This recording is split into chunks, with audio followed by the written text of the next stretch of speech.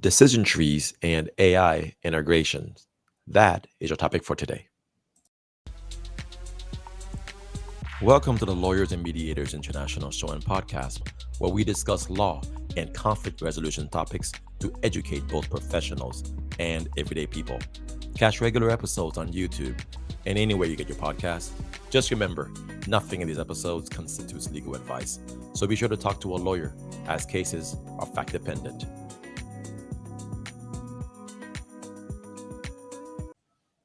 Hi, everyone. This is attorney Mac Pierre-Louis. I'm a lawyer, mediator, and arbitrator working throughout Florida and Texas. And today, I'd like to welcome back Thomas G. Giglione, who's been on the podcast before, but now is back to offer some great information on the new technology revolution we're going through. Thomas, how are you doing today? Great, Mac. It's nice to be back on your podcast after a while. If you recall, we discussed global trends in mediation when I was working as a lecturer and a mediation trainer in Vietnam. I'm back in Toronto, Canada now, and excited to talk about our new series, AI assistants and GPTs, megatrends revolutionizing access to justice.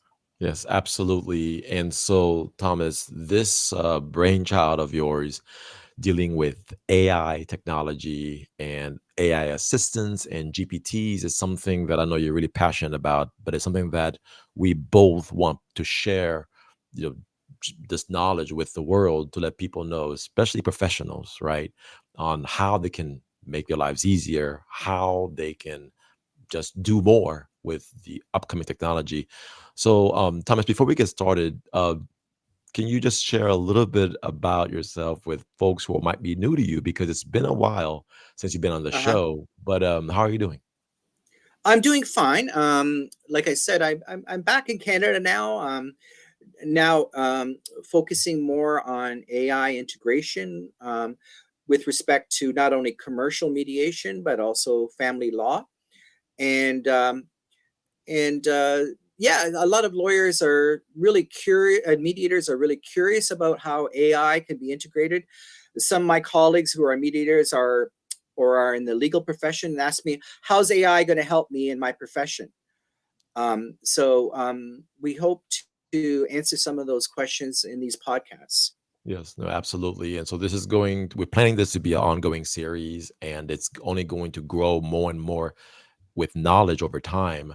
And you and I are both learning as well. I know we're not engineers by training and people who do development work. However, one thing that you and I both share is a love for technology and how Mhm. tech can help advance, promote people's lives and help them in their everyday work.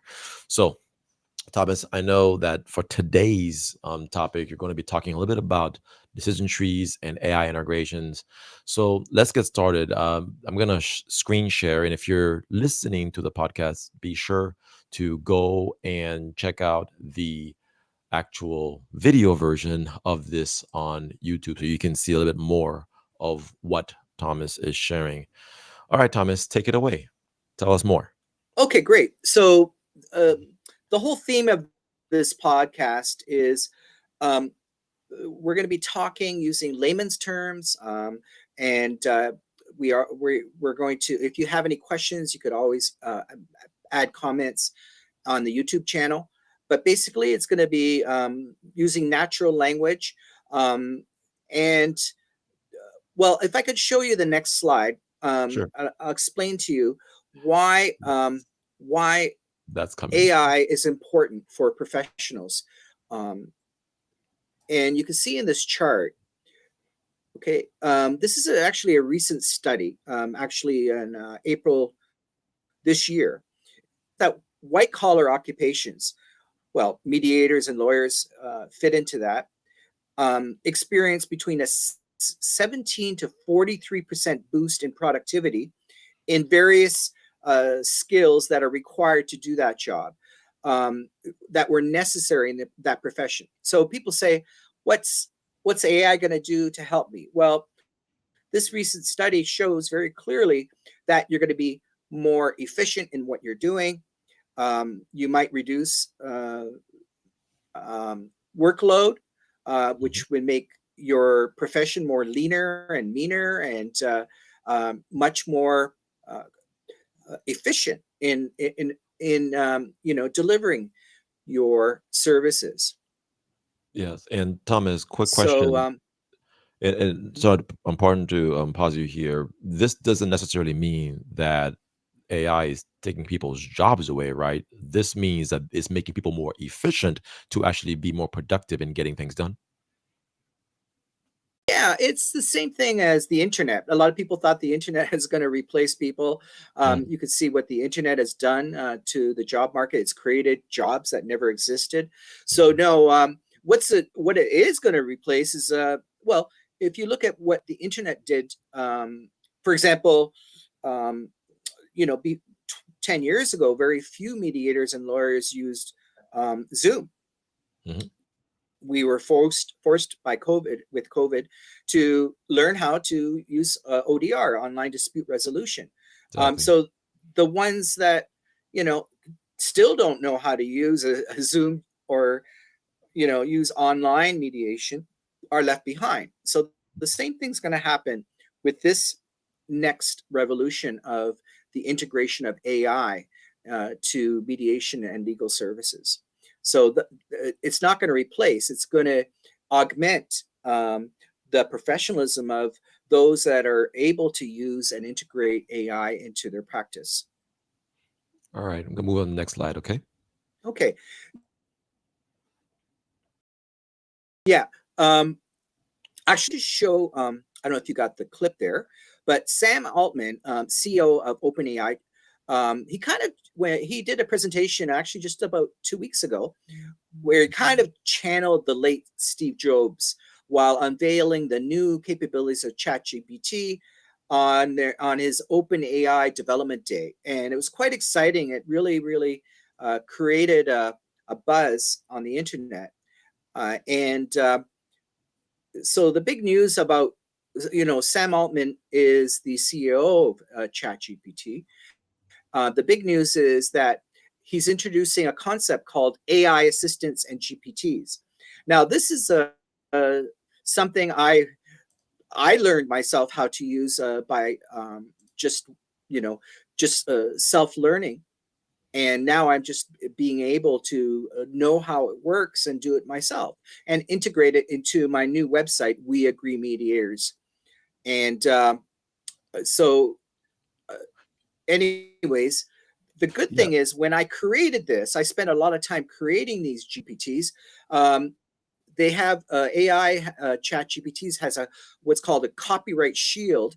So it basically protects what I created.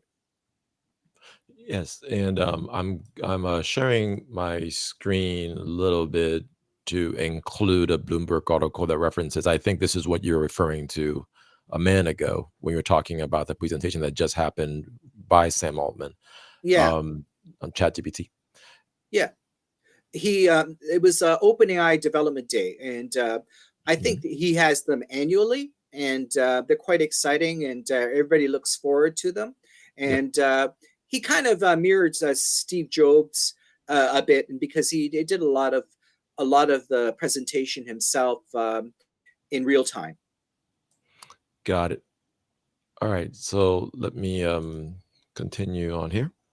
Mhm. Give me- So the other thing that he introduced is a GPT store, which is kind of like the Apple store. So people like myself could create these, I would call them apps that you could share and you could sell. And they partner with Microsoft. So Microsoft is going to be integrating um, with this new technology, and they're going to do things like matching pictures with words and all kinds of crazy things with Microsoft Word and PowerPoint, and um, it's just going to open up a lot of opportunity for a lot of people to integrate a lot of new features into the Microsoft product. Yes, and I did see some of that when I was testing out Chat GPT, plus when you're trying to use DALI, for example, to create an image or well, when you're not necessarily an image, when you're trying to create something that's found on the web, it would actually use Bing as an integrated tool and not Google Chrome, for example. So I was thinking this is going to be a big competition potentially to Google, because Google has Bard and is trying its best to develop its AI, augmented tools. But we'll see just how far ChatGPT can go in terms of potentially reshaping the idea of a web browser. So Microsoft Bing is pretty happy about this. I can imagine. Yes. Yeah. So the other thing I like to talk about is a little bit is about decision trees. Now, Hmm. my I've been using decision trees for about 20 years now, and I know a very few a small percentage of lawyers and mediators use decision trees because they could be a little bit complex in the statistics side, and it involves a lot of work. Well, the good news, we have AI now, so that will help mediators. They don't need to understand how decision trees really work. They just need to plug in the numbers, and they could get they could get give good advice to both parties, or even show the decision tree to lawyers that might accompany either party in a mediation. Mhm. So, Thomas, help us understand what we're looking at exactly when it comes to a decision tree. Many people are familiar with decision trees, especially those who have worked in decision making, right? People who, for a living, their job is to help people think out, logically, their thoughts so that they can work out in their head, okay, what the most cost benefit decision might be after they've done the cost benefit analysis. So for so some people do that, but many other people have no idea, that these kind of tools even exist. So give us examples. What are we looking at that might help clear that up? Well, the thing is, if you're not using a decision tree, what I hear these kinds of things, and Mhm. I'll ask a colleague, "Are you using a decision tree in this figuring out your outcomes and probabilities?" And they say, "Oh, I've been doing this for 100 years. I've tried, uh, many cases like this. I know what's going to happen." Well, Mm. they base it on their experience, their gut feelings, and well, that doesn't always work. Or Yeah. they might use their intuition, or they might say, "Oh, we got a 60-40 chance, or we got a 30-40, depending on this judge." Um, um, or they'll just go in and think, "We're going to win this." It's, they're just going to bulldoze in there and just going to win this. Or they might just say, "Who knows?" It's up in the air, right? And some Mm. other colleagues said, "Who cares? It's billable anyways, right?" So, Yep. it doesn't really matter, but it does matter for the client. So my new website is going to feature decision trees to assist mediators and lawyers to integrate decision trees, so they could see what is the probability of doing that, going through this different cases. Now, if Mac, if you could just show the different kinds of decision trees there. Sure. For example, you could quickly show, child custody decision trees. There's um, support, spousal support decision trees. There's even a decision tree about who's going to pay for the lawyers, in case you haven't decided on that. Mm. Um, asset um, equalization, all the variables that go into mediating or litigating.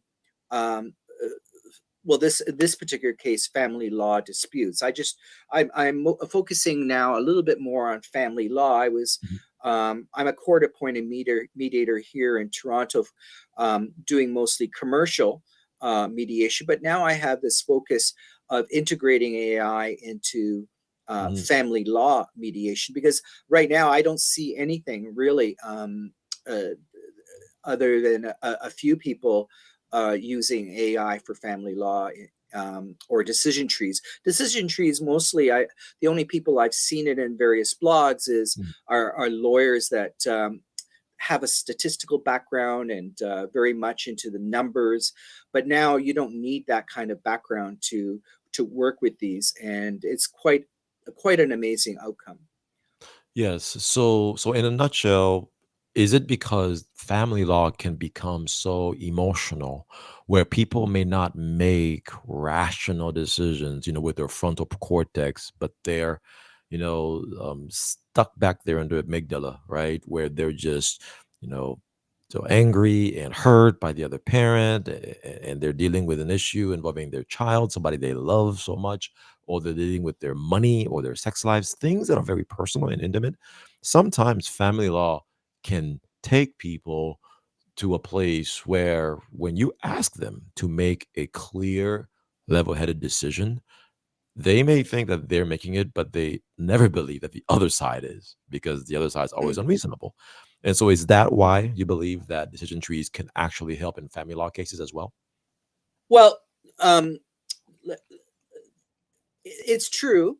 However, I think some recent statistics, I'm talking for Canada, I'm in Canada, Yeah. about half the cases are contested divorces. So when you're, mostly these decision trees, contested divorces is a lot more billable hours, is much more complicated.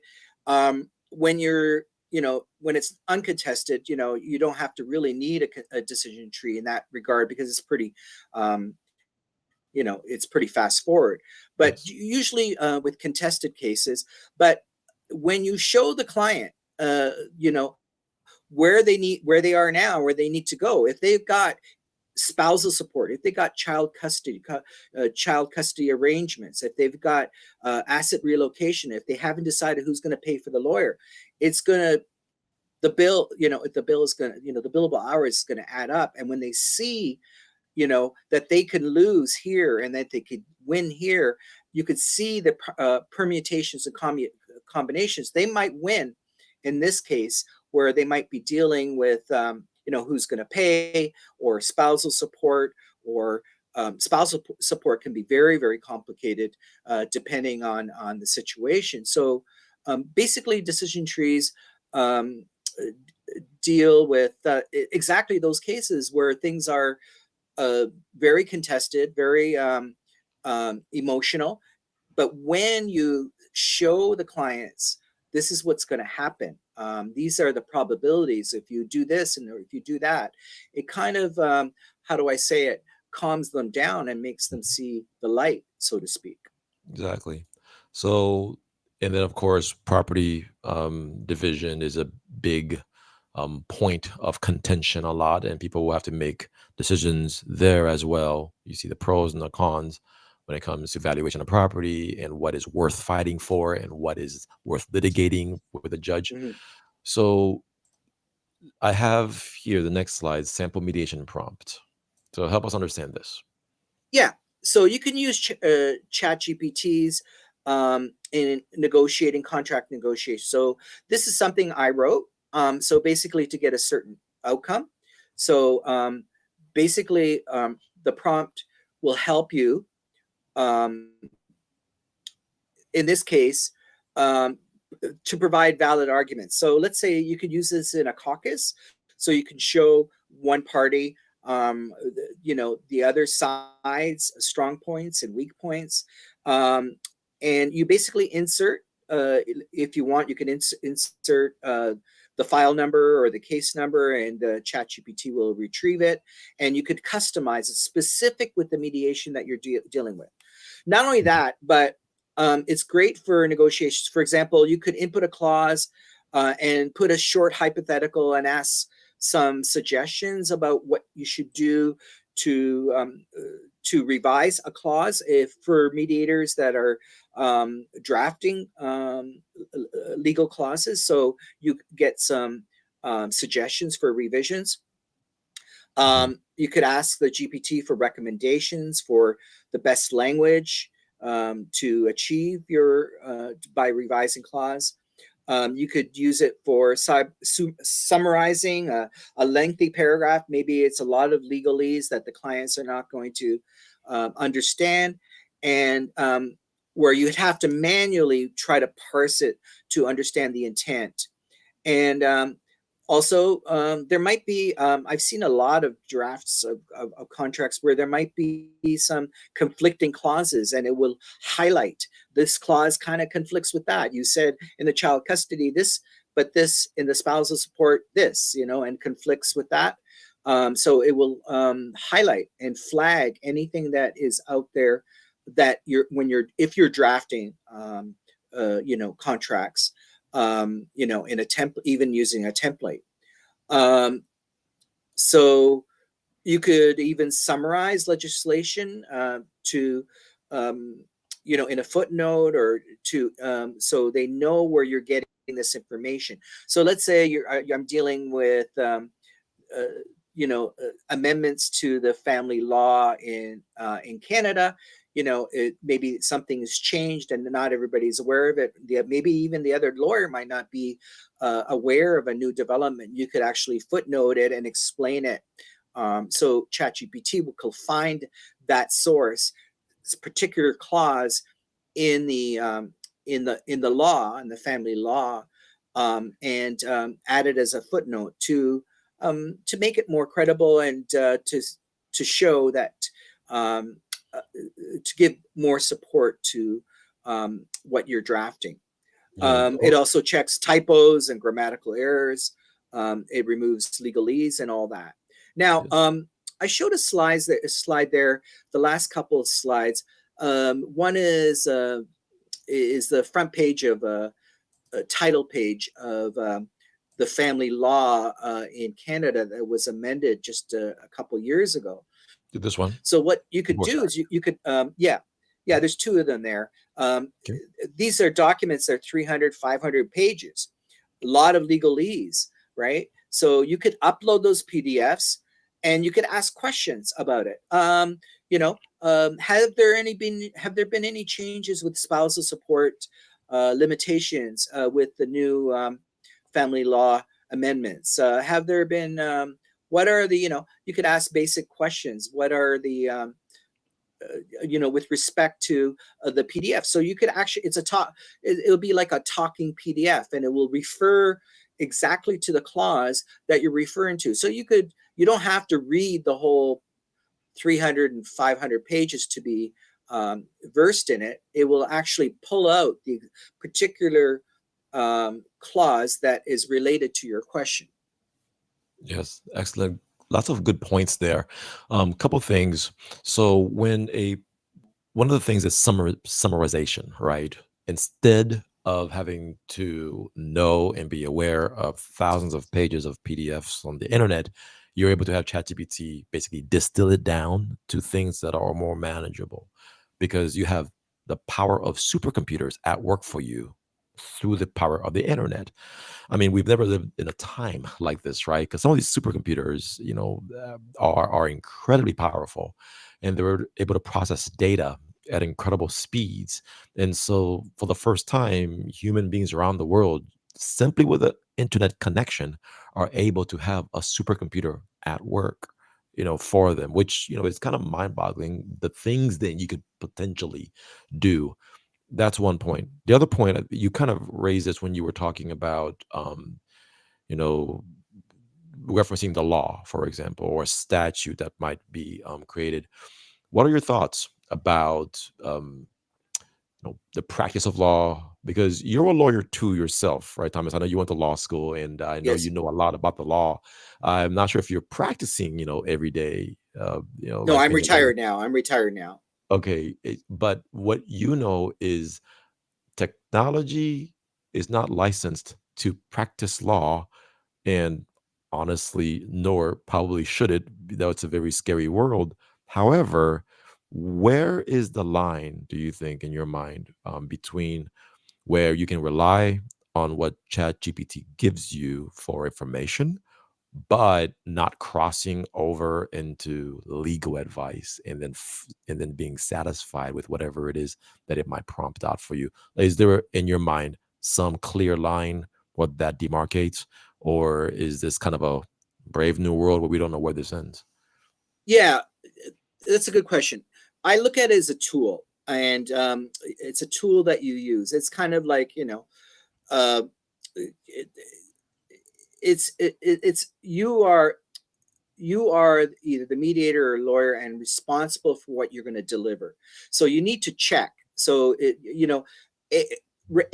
AI right now is fallible. It makes mistakes. There was a case in Italy where a lawyer got in trouble for citing the wrong case law, or I don't know if it was a civil law. I think they're civil law case, but just recently, you got to be really careful also with not putting private information onto in the on the GPTs, like, because the privacy issue might Mm, be circumvented there, and the public could get information that you want to that you're asking for. So you want to keep it very, very general whenever you're chatting with GPT. But like I mentioned before, this saves time. So you need to check to see if that clause actually exists. Who knows? Maybe AI um, summarized a clause and didn't get it right. You need to do due diligence on whatever you're delivering. So yeah, it's a good question, but don't rely 100% on it, because in a lot of cases, especially now, especially there's different AIs. Some are up to date with, like ChatGPT is now up to date to 2023. There are other AIs that are maybe 3 years behind on what is available on the internet. There's some mm, AIs that could scan and scroll and search for documents on the internet and pick out certain clauses. You need to do your due diligence and make sure that the information you're getting is correct. Also, another thing is the information you're getting. In law, there's jurisdiction, so you want to add that in there whenever you're asking, for any case law or anything in your specific jurisdiction, because it's going to give you maybe something jurisdiction from the United States, or if you're not specifying what jurisdiction you're dealing with. So that's very, very important, because you might get information that might apply in a jurisdiction where you're not practicing mediation or law. You might be in Europe, you might be in another country. So that's very, very important that you include that. And I have done that with my website that I've mm. be launching next week. That and you want to have a disclaimer on on what you're doing, but you need to double check for yourself that the information you're getting is valid. I wouldn't be doing any math with ChatGPT. It's kind of a little bit of a flunky with respect to math, but statistics and other things that you could do with an Excel spreadsheet. I'm terrible with Excel. It takes me forever to get all those rows and columns done. AI does it, beautiful charts without even needing Excel skills. So yeah, due diligence. Make sure that you got the correct information. Double check, and before you deliver any documentation, that it is valid. Yes, thank you so much for that. So, just a couple minutes left. So, just some more thoughts. I think one of the things that you and I are into is giving, good information that's out there, making sure that people can rely on the information that we give, and we want to give sources for getting good information. I think we have to start thinking of best practices, right? And I know that your website's going to be some place people can go that's going to give them best practices on how to be a mediator or a lawyer or a conflict resolution professional, who will be able to rely on just the best information that we have for the time being, because the information is evolving and you and I are learning as well as we go into the future. But we want people to remember that don't just go into ChatGPT and just put in all your personal information. When I was play testing with GPT Plus the other day, it specifically warns you not to put confidential, private, sensitive information, because guess what? People who are developing that software actually review some of the inputs in order to make the system better. So you may, unknowingly be sharing information with a peeping Tom who was not interested in your stuff, but unfortunately starts to, see things. And I know it's going to happen. The news is going to be filled soon enough with people putting things into ChatGPT that they know they shouldn't be putting. Hmm. And certainly for lawyers, mediators, where confidentiality is so important to our practice, I think that that's one of the best practices, right? That we need to take extra precaution to make sure that we're not just putting things into cyberspace because there's a wonderful new tool out there. That's one of the safeguards we have to keep in mind. Another Yeah. best practice. Very good point. A lot of people think, ChatGPT is like Google Plus. It's an extra Google, and your history is hidden, and only you Hmm. can see it. No, Yep. nothing's private on the internet, and nothing's private on this new ChatGPT technology. So, privacy is utmost importance. That's why the way I'm using ChatGPT is basically you could talk to a PDF. You know that doesn't involve any privacy. I might give general situation that it's not specific to a particular person or any name or any client. So that's privacy concerns are very important, and also doing due diligence that the information that you're giving clients or you're giving other parties, um, or even to the courts, is valid and accurate. And double check that the clause that it's pulling and referring to is actually the same clause. Okay. Exactly. So all this does is make you more efficient. So, Yes. there are a lot of law practices where, it's basically a one-man show, or in a legal assistant or a receptionist. Mhm. Um, these law practices and mediation practices will be in the same realm as a multi um, uh, like a law profession with several lawyers working at a law firm. So it will help the underdogs, the lawyers and mediators that are working by themselves, and also to give an opportunity for some people to actually sell some of these GPTs and AI assistants, because they're going to open what's called a GPT store, which is like an Apple store. And you don't need to code, and just use natural language, and you could create something customized for your own niche area. For example, 3 years ago when we first met, 4 years ago when we first met, I was working with crypto and disputes with crypto.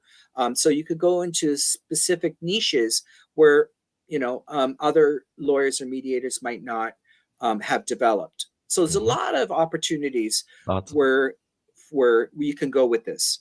Yes. Okay. So I have your last slide on. Was there anything else you want to share on this slide before we No, move the that's just slide? another PDF where basically you would ask and talk to it. Like, for example, one would be various statutes, and the other ones might be some checklists or some even guidebooks about what to do in a divorce, whether what it's giving advice about what to do. Let's say if issues of uh, violence or um, you know um, other avenues or other questions people might have. Got So it. basically, you could compile as many of these PDFs or even URLs uh, to reference it, and AI will scan and crawl for that and get that information and answer that question in seconds. Got it.